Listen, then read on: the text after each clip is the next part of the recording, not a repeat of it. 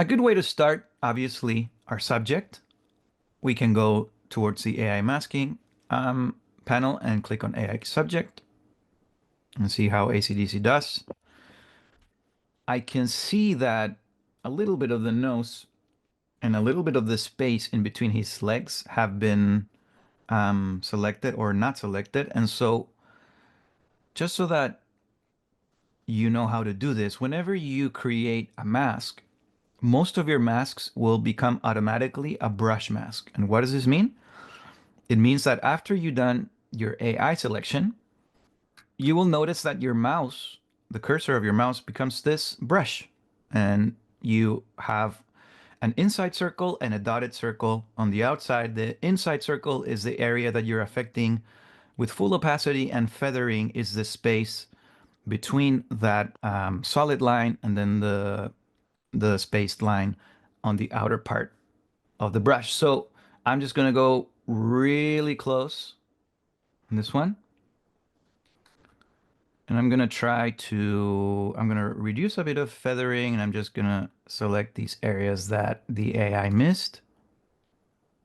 And it doesn't have to be super perfect at all, because this photo, thankfully, it's not a close-up.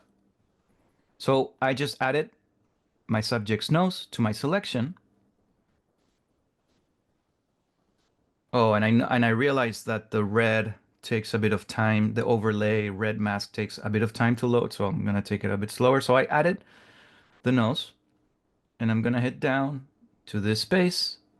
And whenever you want to deselect anything that the AI has selected, as you just need to right click and brush over that area. So maybe I'll increase the feathering a bit more. I'm going to reduce the size of my brush by using the middle wheel in my mouse.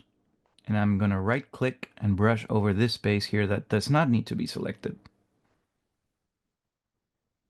And just like that,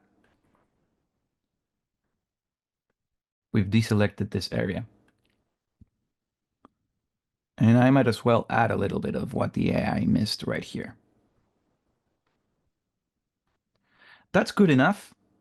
So now I'm going to go back to the fully displayed image. So I'm just going to go down to my bottom right and hit fit image. Going to bring me back. And before I do anything, I'm going to straight up duplicate my mask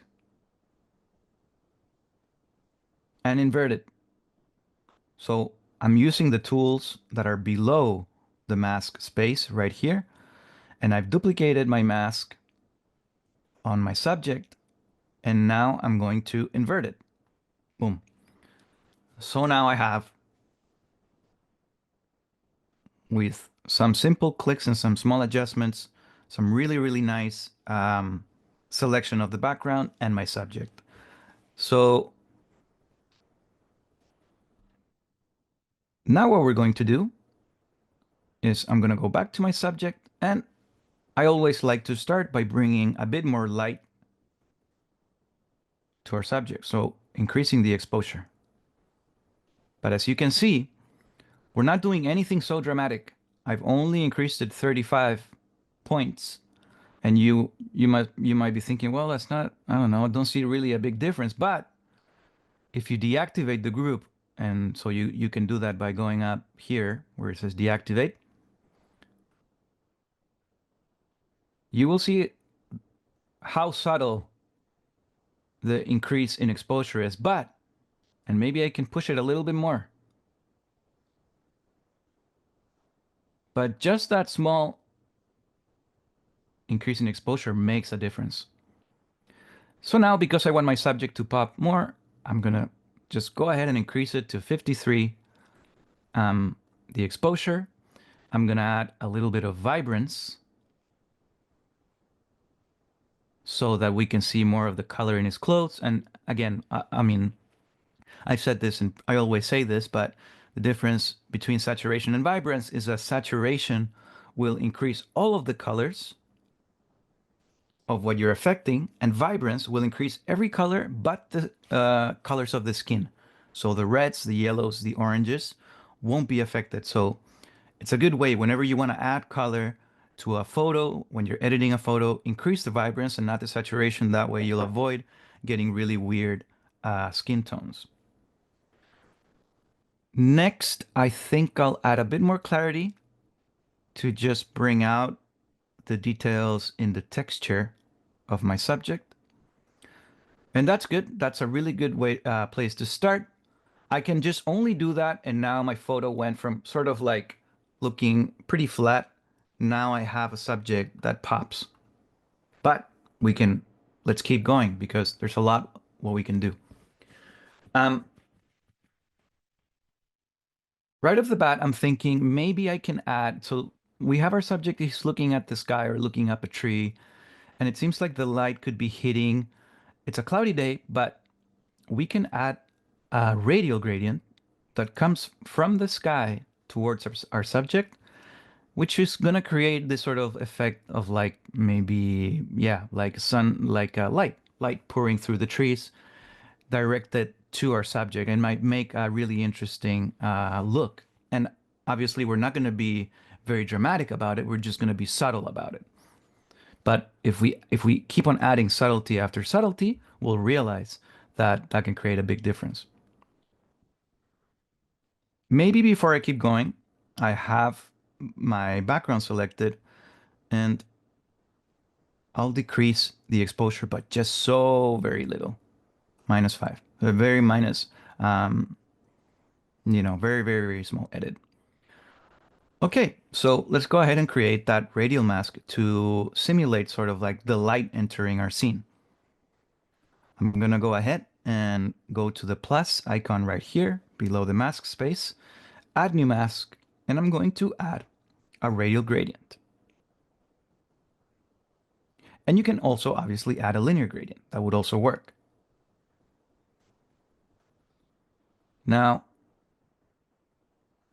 I'm going to direct my radial gradient towards my subject like this, and I'm going to expand it quite a bit. I'll make it really big. Oops. I'll do that again. Sometimes when you don't select the squares at the edges of your gradient, it will restart. That's good. So now if I show you the mask, you'll see, oh, wait, I'm selecting everything but that radial, but that area that I've just created. All you have to do in this case is invert that mask. So you'll see that in the icons here below the mask space, there's the invert the currently selected mask.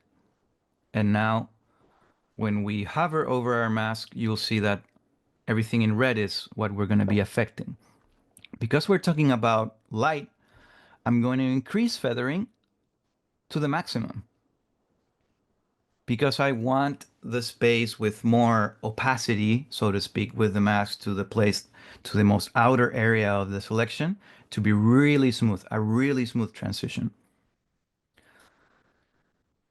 Again, I'm just going to increase exposure by a little bit. And now the light seems to make more sense because we increase the exposure of our subject and now we're increasing the light in this area. Now it makes more sense that our subject has a bit more light on him. Okay, so this is how our photo looks before and how our photo is starting to look now. So all of a sudden now we have a brighter area on the top left and a darker area on the bottom right, which helps create more of to add more depth to our photo. Because we're talking about light, maybe I'll make the light a bit warmer by increasing the temperature of my radial gradient.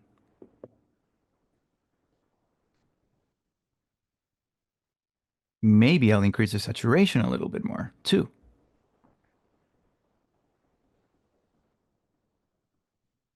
And so there we have it. We've added this light coming from the sky. We've brightened up our subject, but let's keep going. Let's add another radial gradient.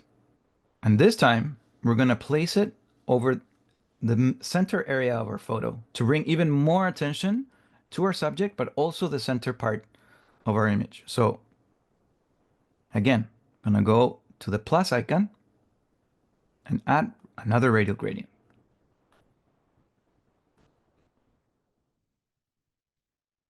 I'm gonna place it right about here.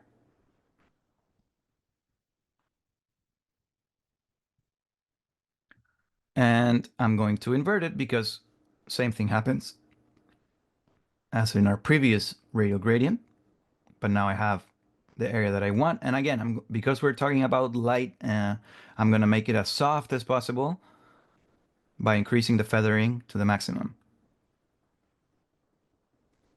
And now, again, I can bring more exposure to the center of my image and a bit more vibrance. That's too much. Let's bring it back.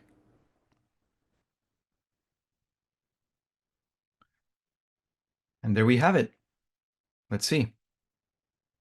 So that's our image before and our image after. It's starting to look more dynamic, more depth. I can, maybe I'll do also, let's try to use almost everything we have here on our tool. So maybe I'll select the sky.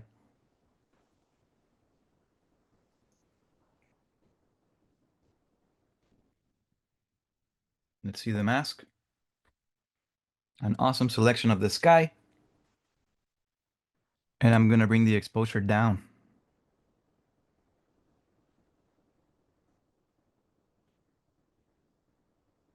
And I can either make the sky a little colder or warmer.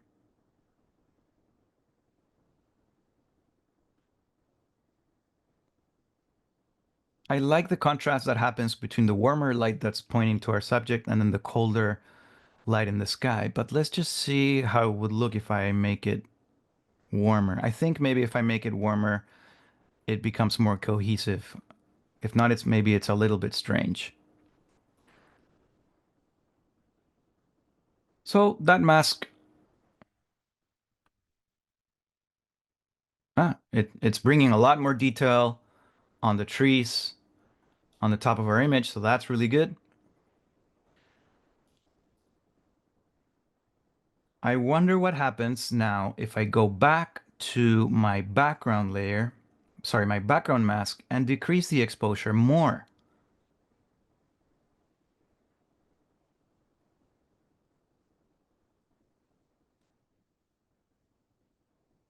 I think the photo becomes a little bit more interesting that way. So this is our photo before and our photo after. Before and after. And now to finish, I'm gonna add a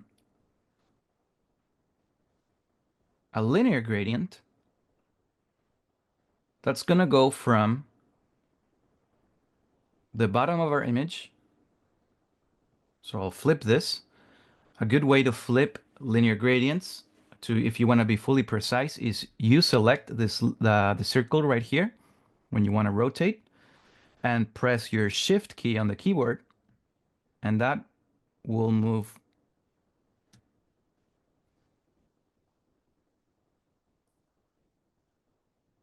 Hold on. There we go. And that will move your linear gradient in a more precise way. So I'm bringing this down and I'm going to make it a bit darker so that I can attract, so that I can make a bigger difference between the light that's happening in the bottom of my image and in the top. So now I'll decrease the exposure. I'll hide my mask.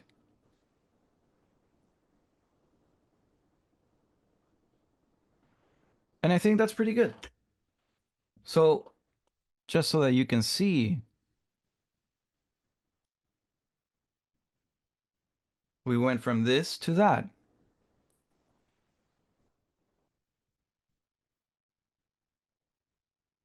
I would say that's more of an interesting photo than what we had before.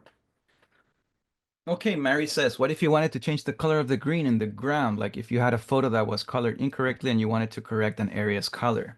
That's a really good point. So for example, if I go to, well, there's different ways to do this.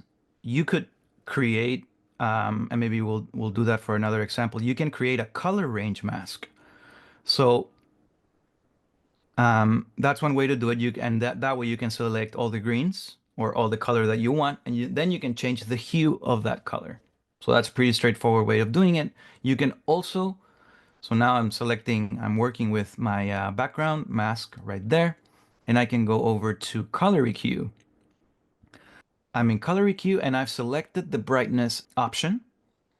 So what this will do is if I bring the green slider to the right, this will bring more brightness to the greens. And all of a sudden we can actually see a lot more detail in that greens because it's popping more from the rest of the colors. But if you wanted to change the color, you can go to hue.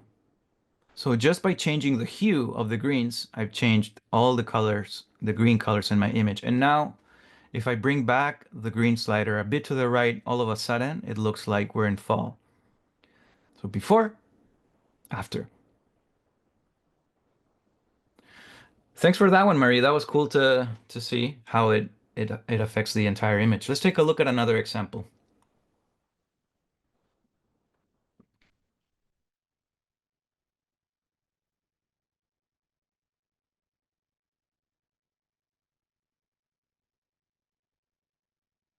Okay, we got this amazing photo of this elephant somewhere in India, I'm sure.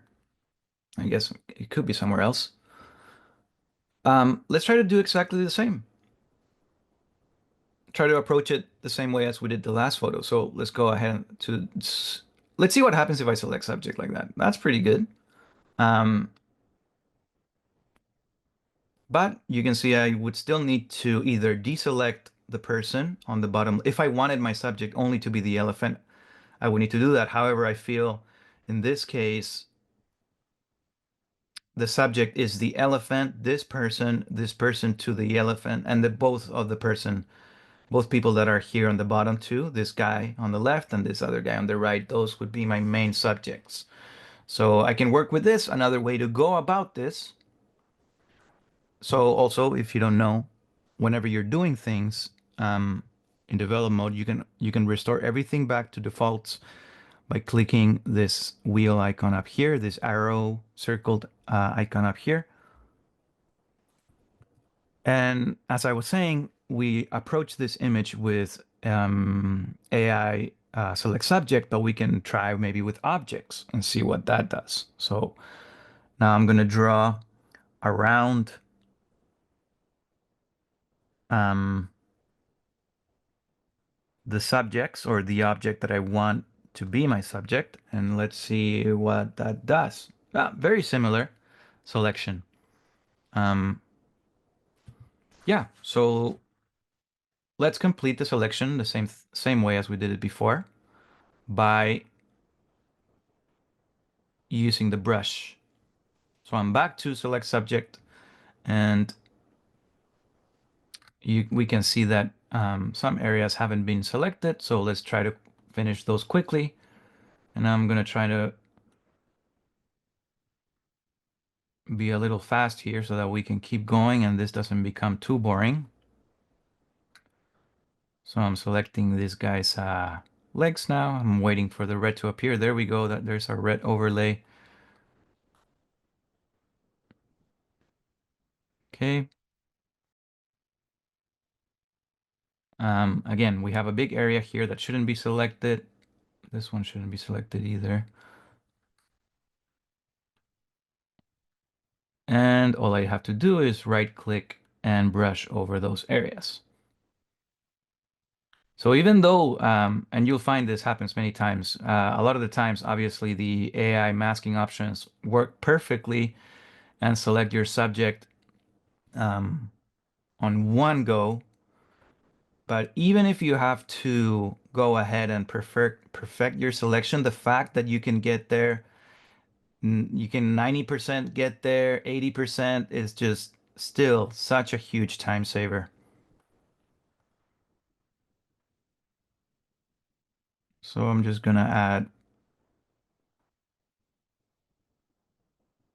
this part of the elephant right there. And I guess I'm just gonna leave this guy off my selection for now. And there we go. So now we have our elephant and our two people selected, and I'm going to bring a bit more color, light, and texture to this part of my image. So increase the exposure only up to 24. I don't need more than that. Maybe 30. Okay, 30. 30. Um, what if happens if I bring the saturation up? That's really cool. How the gold starts to pop a lot with all the other colors that are present right here. And maybe I'll add a little bit more clarity too, so that we can feel more of the texture of our selection. So just by doing that, we have a really nice added drama to our a stronger subject. Let's duplicate our mask, invert it.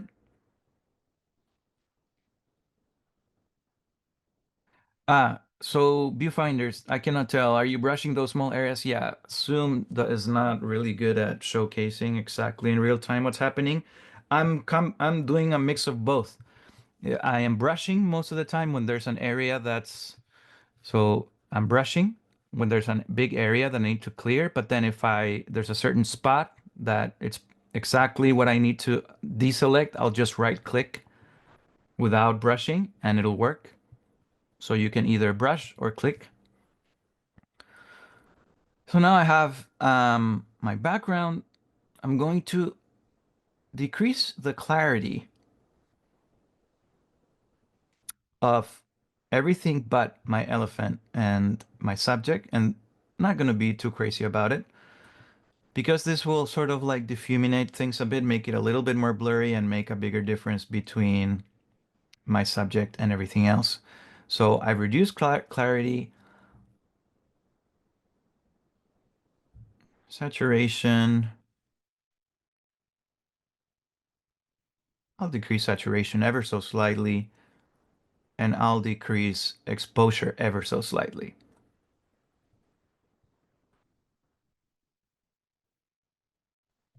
Now let's select our sky because I know there's more. Originally, I can tell that this guy has more stuff going for it. So let's try to bring it. Let's add an AI select sky mask.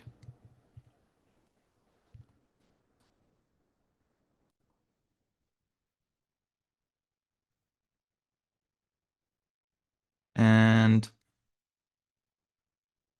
yeah, so that's a really good selection. It's missing this area right here. So I'm just gonna, again, brush over it. Um, quickly like this.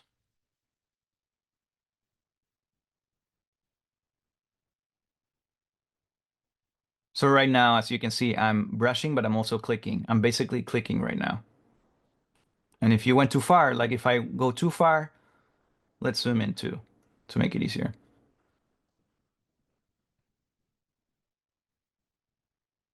If I go too far, all I have to do, well, I can either Control Z, Z, of course, but I can also just right click.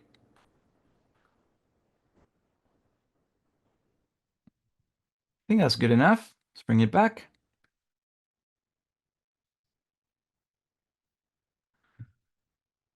Let's hide our mask. And now let's bring the exposure down.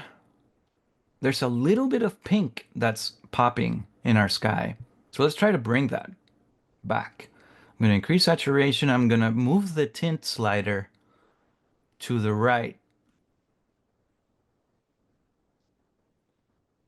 Maybe bring back a little bit of the exposure. And now I can have a really cool pink looking sky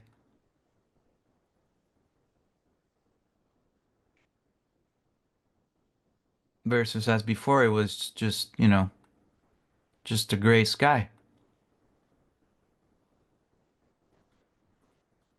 So this is how our image looked before and how it's looking after. Marv asks, just to ensure that I understand correctly, what is your brush selection? So as you saw, we created an AI selection, which was the sky, AI select sky. But because the selection wasn't perfect, I needed to expand on it using the brush. And you can turn any mask that you create in develop mode, you can turn it into a brush mask. So I'll show you how to do that. So let's see. I'm just gonna add another radial gradient. I'm gonna add this time, I'm gonna add a linear gradient.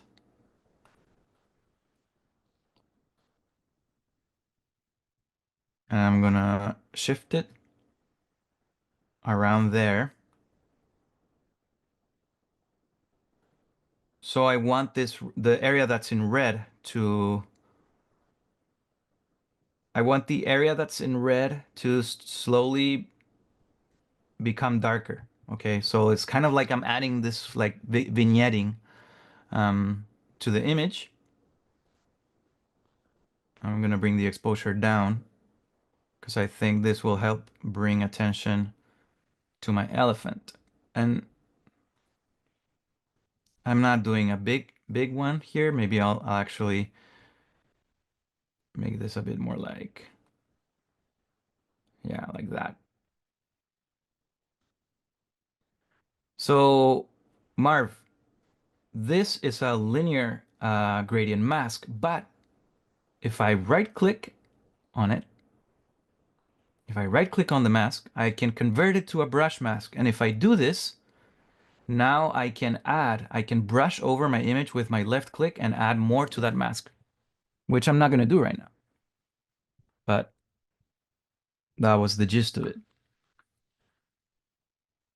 Let me add another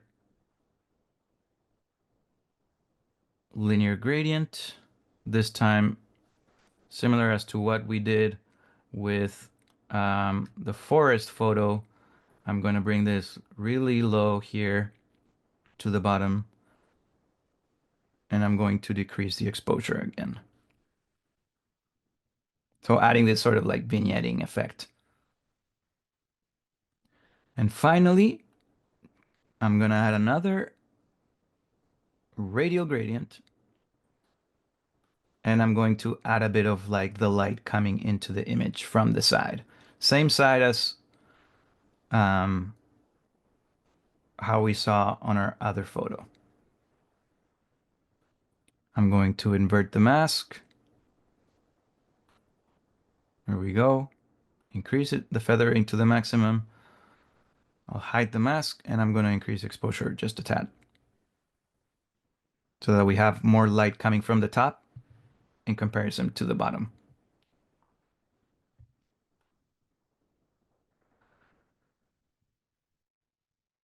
So let's take a look at how our image looked before. This is before and after. Before and after. So obviously masks allow you to precisely edit specific parts of your photo and allow you to add dimension in ways that you just can't do by treating your photo, with the general tabs right here.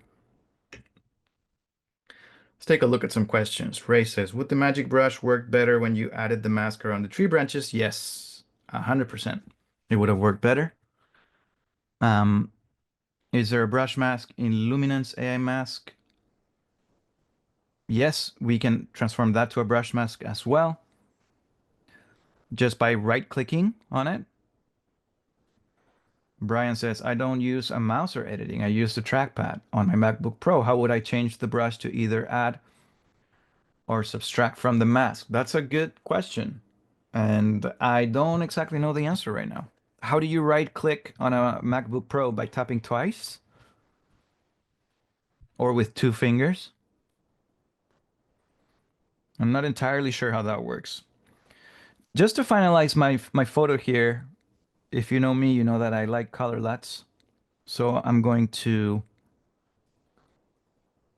see what the color LUT can do to my overall image. So that's beige, dusk, elegance, film. Film is cool. Golden. I think beige, the first one, I really like. Obviously, I'm gonna bring it down. Tinsel is too Instagrammy. So I'm adding a color LUT, but I'm bringing it down, the opacity. And it's adding a bit of warmth to my entire image. Just when I use my color LUT, but I bring it to around 25. That looks great. And there's my image before, an amazing photo, obviously, and my photo after. And says, I'm not familiar with the magic brush. Where is it? So let's take a look at that.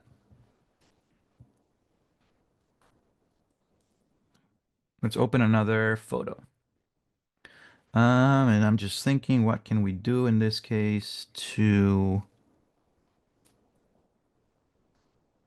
Okay, maybe this one would be good to showcase. Okay, let's add a luminance mask, which is what Stone Sculptor asked. And a luminance mask is obviously a selection of luminance of the brightness range that you choose. So right now, let's say I only want to choose the darker, this dark rocky mountain in the back here. Let's try to find that.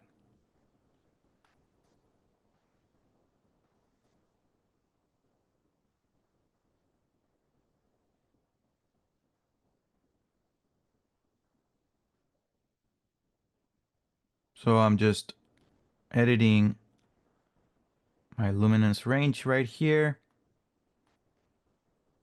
so that I only select um, the background. So I'll just bring this like this and I'll reduce that even more.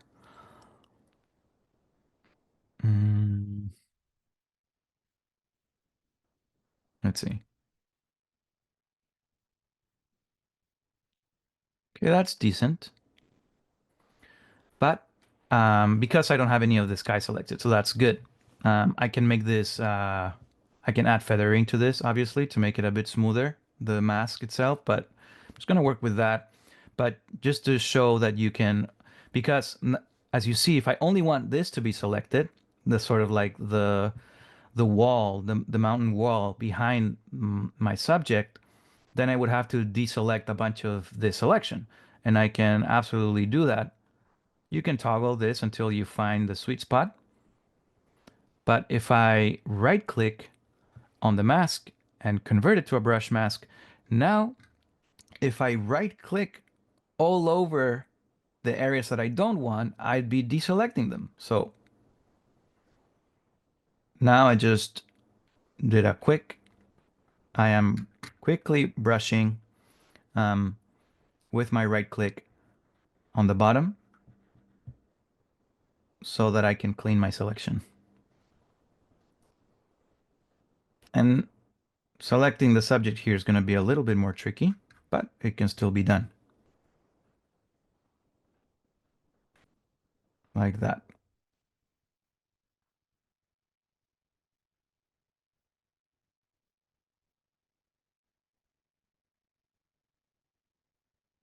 There we go.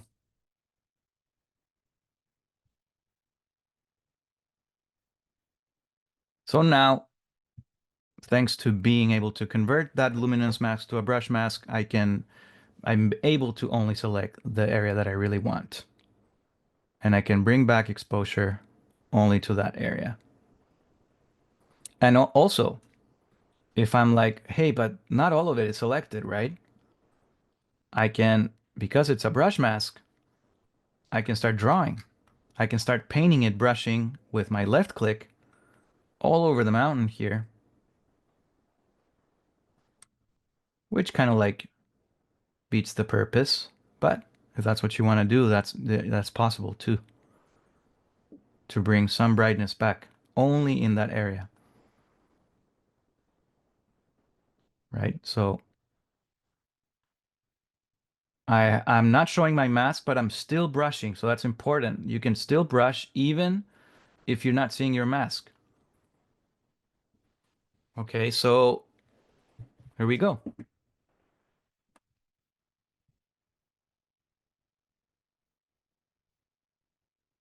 That's cool. And if I wanted to separate everything more, everything, if I wanted to, yeah, let's just do a quick edit here. I'm going to select my guy. Oops. Okay, something weird is going on. Let's move on to another example because someone is asking about the magic brush, which is also important when you're refining masks.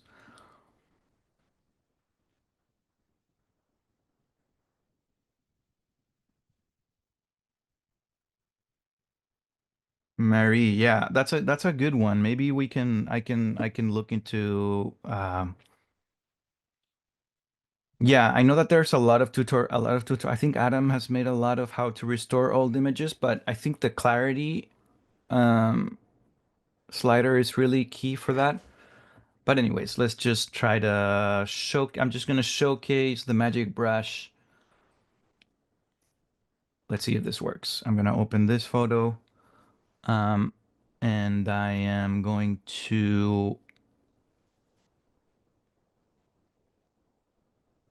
let's try to select so I can obviously select colors with my color range mask.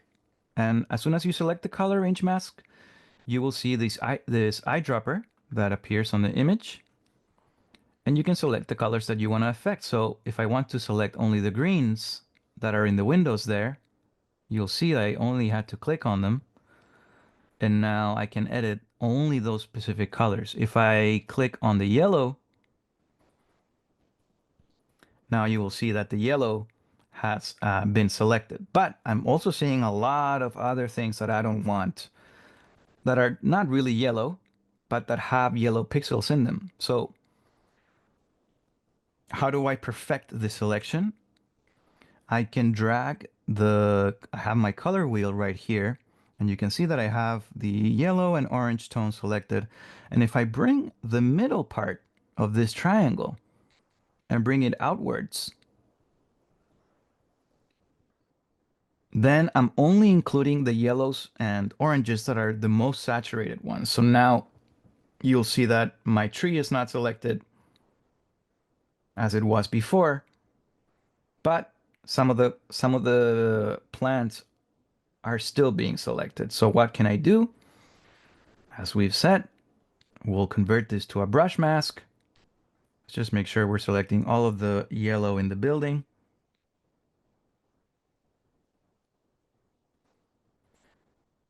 I'll convert to a brush mask.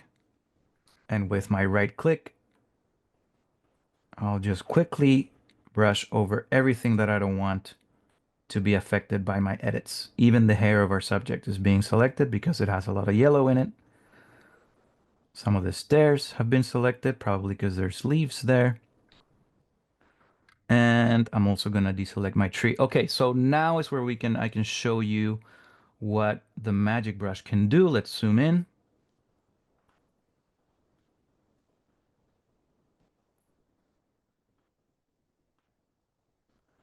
So in this part right here, smart brushing is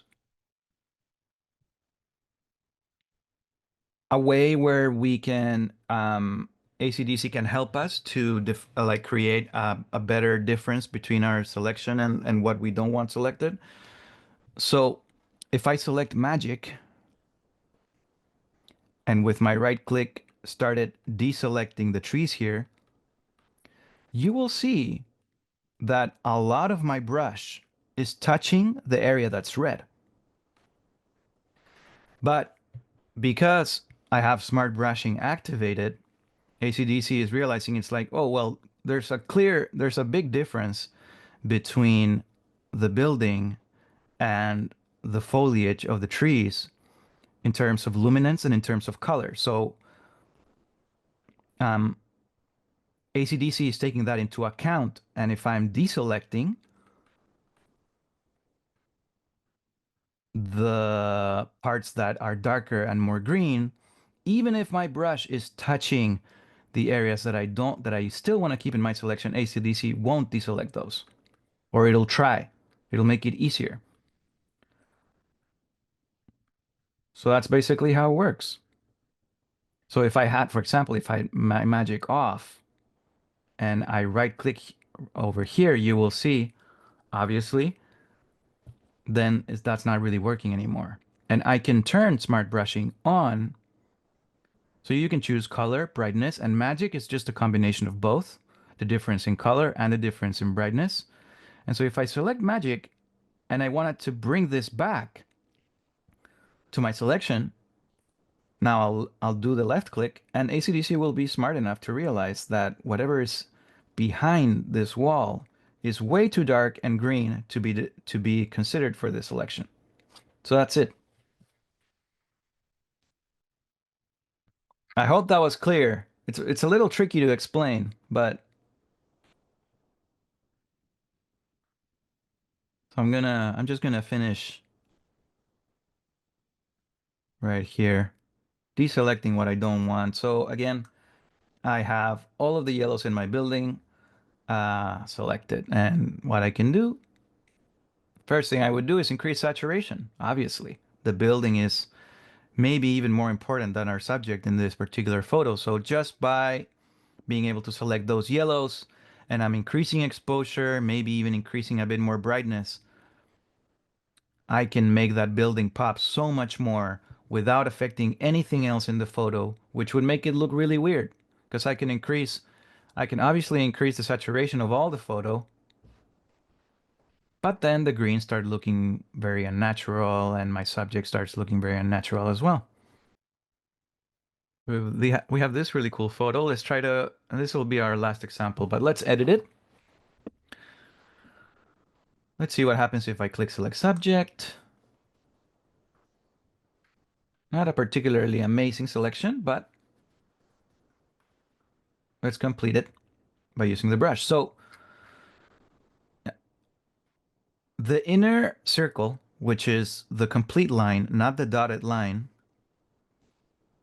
So if I click here, you'll see, you'll not, let me increase the space between those. Okay, so can you see the brush? Yeah, I think you can see it.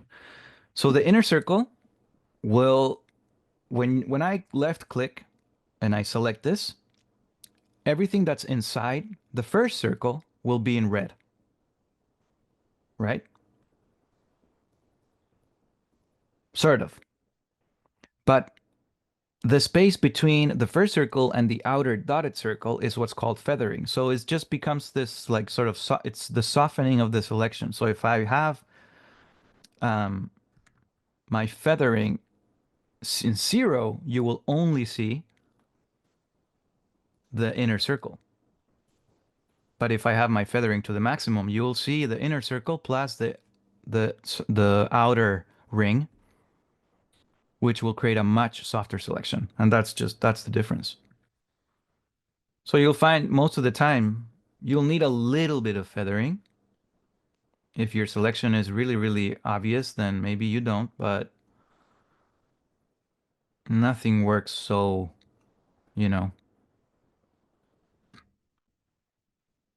So we're just gonna do this quickly to try to see if we can edit this photo before our workshop ends.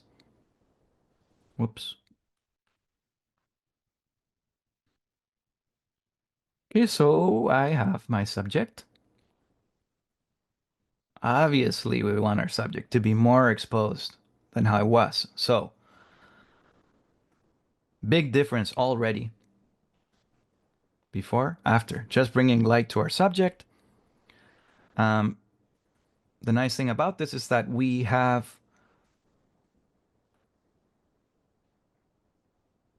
skin tones.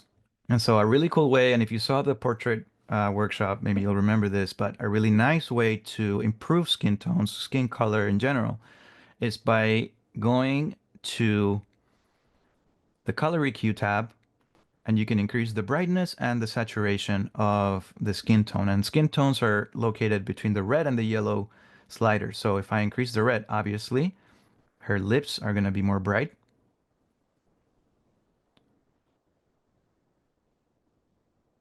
If I increase orange brightness and yellow brightness, now all of a sudden her skin has a bit more glow. And I can bring more saturation to her skin just like that.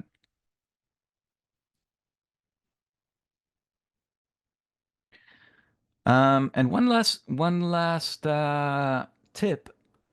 If, for example, our skins are never perfect, and that's okay, but if the person you're taking a photo of, they have some sort of detail in their skin that they don't want, a really good, pretty quick way to fix that with with masks is to add a brush mask.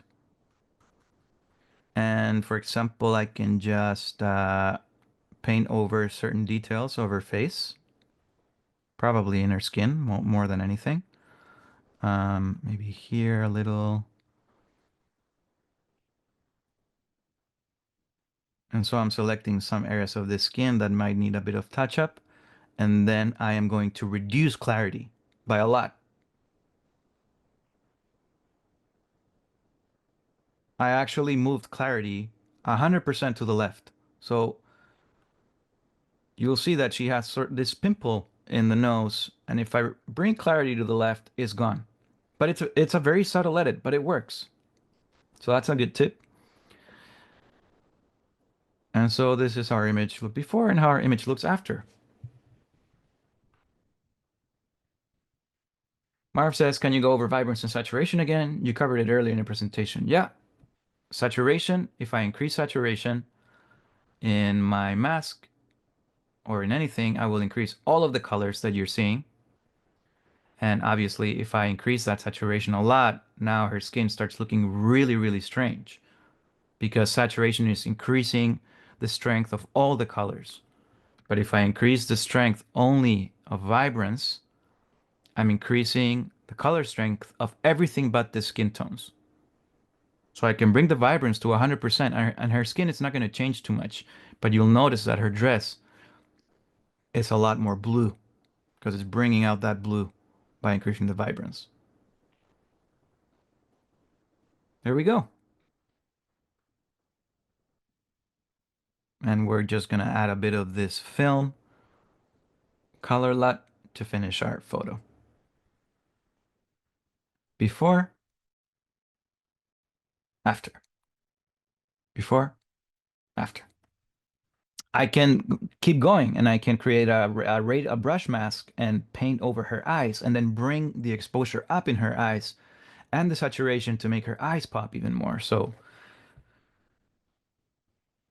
there's a lot you can do with masking. It really opens up the possibilities of photo editing. And with that, thank you everyone again for joining this workshop. I really hope that it's proven to be helpful and just have fun.